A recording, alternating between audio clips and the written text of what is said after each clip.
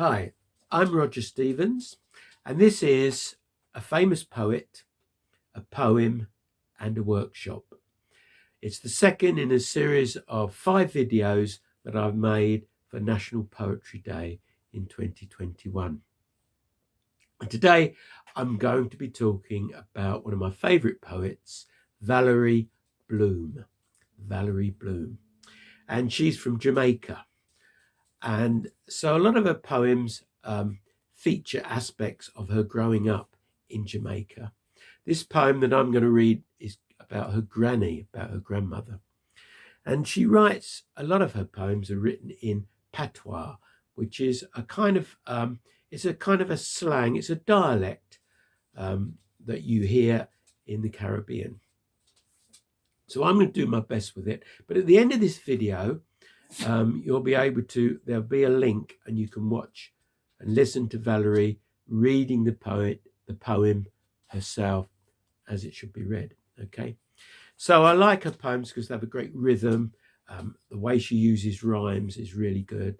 And they're really good for performing too. So I'm going to read this poem and then I'm going to show you how you can write a poem along the same sort of lines.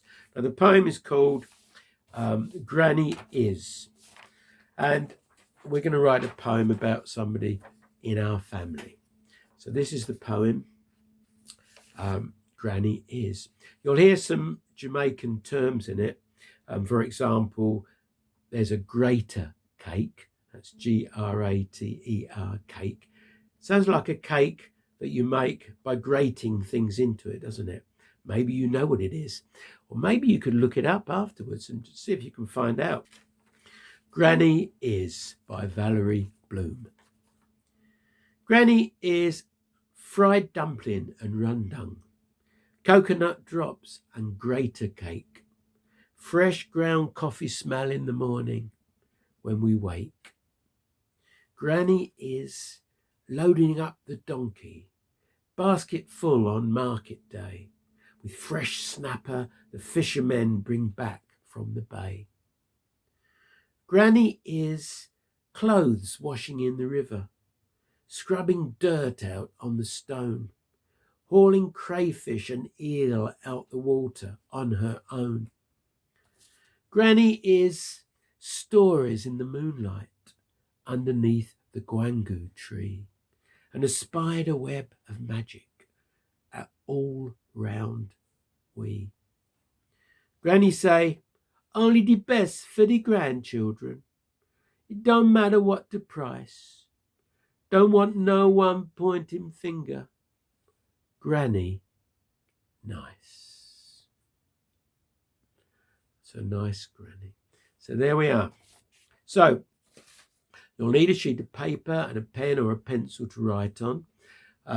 Or if you've got a notebook, you can write in your notebook. Here's my notebook. I take my notebook everywhere with me. You never know when you're going to hear something, see something, and you might want to write it in your notebook, make a quick note of it. It might be a poem or a story. Look, and it's all done very roughly, very quickly, because I need to get ideas down as soon as I see them or hear them or smell them, whatever.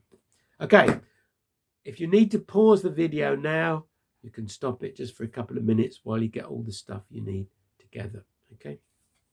Okay, so first up, you need to choose a member of your family.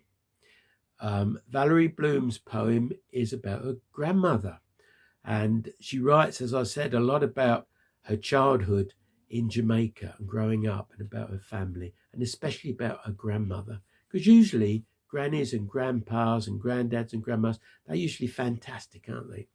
I'm going to write about my granddad. So you write down the member of your family. It could be your mum, your dad, brother, your sister, your aunt, your uncle, somebody that you like, though, okay? Because we want to write a positive poem. Granddad is, okay? There we are. And you just write it down. There I've written Granddad is. And the thing is, this isn't the actual poem, okay? These are going to be the notes that we're going to use to make our poem. So it's not the actual poem. So It doesn't have to be neat, doesn't have to be tidy. You don't have to worry about spellings, okay? No need to worry about spellings. So just shoot rough notes. Have you all done that? Grandad is. First of all, think of a word that describes the size of your person. So my granddad, is he big, small, fat, thin, slender, huge, like a mountain, tiny? So my granddad was quite big, actually. So I'm just going to write one word, big. So don't think about it too much. Just write it down. Now write something else about what the person is like. Quiet, loud maybe, noisy, shy, very busy, a busy kind of person, very laid back, very cool. Just another word, just one more word. I'm going to write, he was quite loud. He was a big, loud, cheery person. Okay, while I've thought of that, actually, I'm going to write cheery as well, because, you know, these are just our notes, aren't we? So when you think of about something, you think of something just to add in, just add it in there. Cheery. Now, my granddad's voice. Write about the voice. Loud voice, quiet voice, booming voice. Did your member of your family talk very, very fast? Is a fast talking or very, very slow? High pitched sort of a talking or very low? So something about the voice. Okay, so he had quite a loud voice, actually, making him sound very loud, aren't I? Something that maybe your person has got a favourite saying, or just something that they say a lot. My granddad, if you were surprised, he'd always say, "Well, I'll go to the foot of our stairs. Well, I'll go to the foot of our stairs." Another thing he used to say was, "Well, I'll go to Bapchild," which was a little village near us. Really? Well, I'll go to Bapchild. Are you sure? So I'm going to write that down. I'm going to write, well, I'll go to the foot. I'll go to the foot of. I'll go to the foot of our stairs. Okay, and now I'm writing this quickly. It's important to get this stuff down really, really fast and really quickly. Look, and it's not very tidy. Not worrying about spellings at all. Okay, now how does your person dress? Smart, casual, flash, sporty. Always wear a sporty coat. Very neat. Always well turned out. So maybe just write a word down about how your person dresses. My granddad always wore his hat. Just thought of that. He always wore his hat. Indoors, outdoors, summer, winter, and he had a flat cap. He'd always wear his hat. Favourite food and drink. What did he like to eat? Bread and butter. I remember bread and butters. No, I've written it there. Look, I've written bread and butter. He used to get a loaf of bread, and then he used to cut the top off. Then he used to butter the loaf like that, and then cut it. So he cut it ready buttered. Just something I remember from a long time ago. A hobby. My granddad liked football. He used to take me to football matches, and he used to be on the turnstile, and he would let me in free because he was my granddad. Turnstile, football. There we are. Anything unusual you can think of about your person? Okay, so we want to make the list interesting, don't we? So you should have by now a big, lots of stuff all written down on your piece of paper. And then the last thing is to write how you feel about the person. Do you love that person? Does that person make you feel happy? Does that person cheer you up if you've been feeling a bit glum, a bit down in the dumps?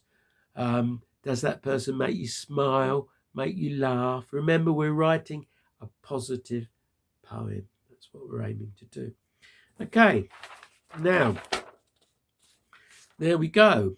Now that basically, You just have to turn that into a poem. Some of these things aren't really that interesting. Saying that he's big and loud and cheery and then loud again. I'm just going to cross that out. You can cross stuff out.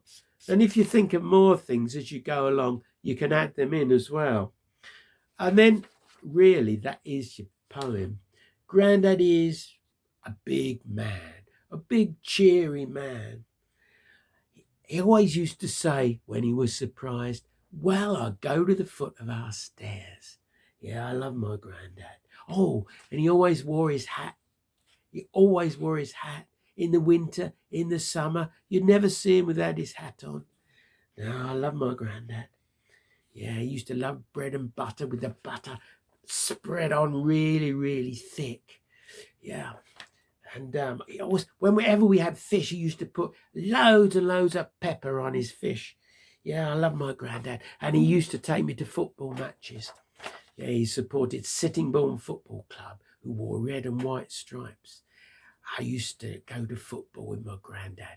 Yeah, I love my granddad. He was great fun. Right?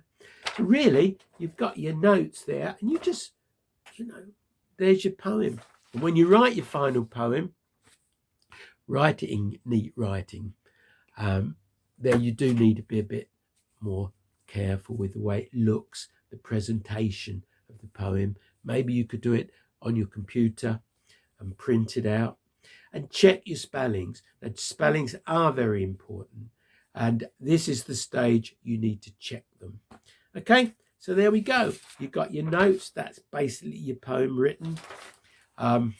Write it out again. Add bits, take bits away. Check your spellings. And I'm going to put a link here so that you can hear Valerie Bloom reading the poem the way it should be read. Okay, fantastic poet. Look her up, search her out. Look in anthologies. She's got lots of anthologies. She's written some lovely, lovely poetry books, a lot of them about her childhood. She often refers back to the Caribbean and to Jamaica.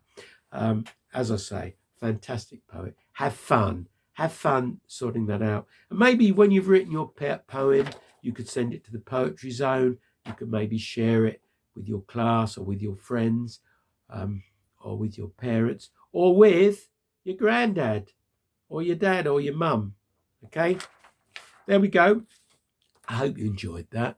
I enjoyed it, and we'll see you next time. Okay, bye-bye.